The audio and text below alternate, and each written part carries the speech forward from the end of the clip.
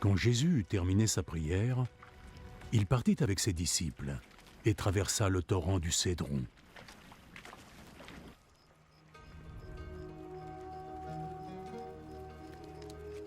Il y avait là un jardin dans lequel Jésus entra avec ses disciples.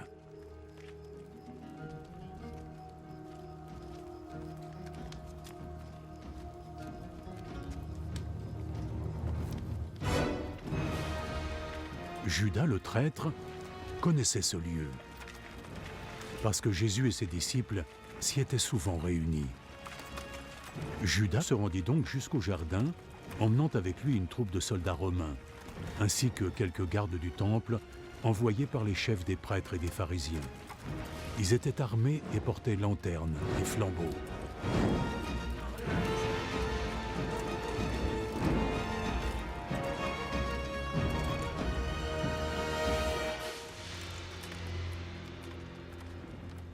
Jésus, qui savait déjà ce qui devait arriver, s'avança vers eux et demanda : « Qui cherchez-vous » ?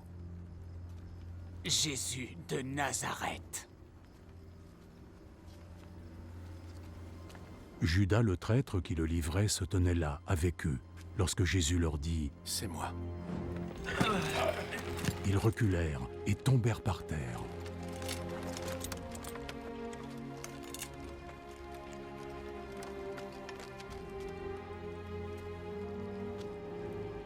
De nouveau, Jésus leur demanda : « Qui cherchez-vous » ?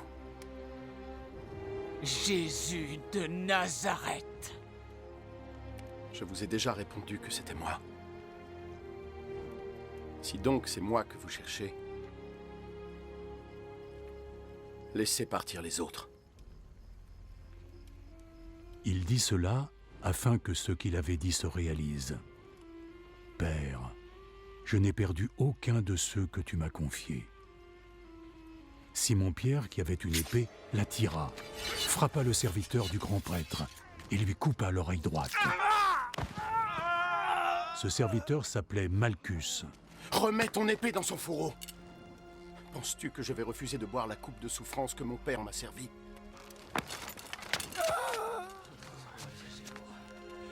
Alors les soldats romains, leurs commandants et les gardes des autorités juives se saisirent de Jésus, le ligotèrent.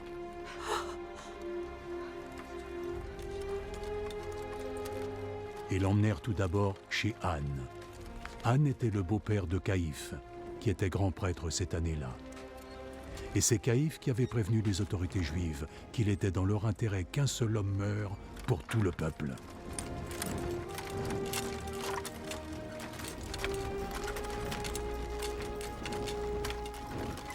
Simon-Pierre et un autre disciple suivaient Jésus. Cet autre disciple était bien connu du grand prêtre. Il put donc entrer avec Jésus dans la cour de la maison du grand prêtre, tandis que Pierre restait dehors, près de la porte.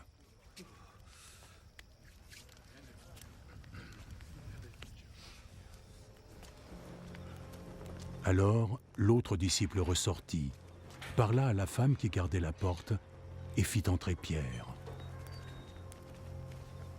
N'es-tu pas toi aussi un des disciples de cet homme ? Non, je ne le suis pas. Il faisait froid. Donc les serviteurs et les gardes avaient allumé un feu, autour duquel ils se réchauffaient. Pierre s'en était approché et se tenait avec eux. Lui aussi se réchauffait. Le grand prêtre interrogea Jésus sur ses disciples et sur son enseignement. Jésus répondit : « J'ai toujours parlé ouvertement à tout le monde. J'ai toujours enseigné dans les synagogues et dans le temple où tous les gens se rassemblaient. Je n'ai jamais rien dit en secret. Pourquoi alors m'interroges-tu ? Interroge ceux qui m'ont entendu et demande-leur ce que je leur ai dit. Ils savent ce que j'ai dit. » Comment oses-tu parler de la sorte au grand prêtre ? Si j'ai dit quelque chose de mal, dis à tout le monde ici ce que c'était. Mais si tout ce que j'ai dit était juste, pourquoi me frappes-tu ? Alors Anne l'envoya, toujours ligoté, à Caïphe le grand prêtre.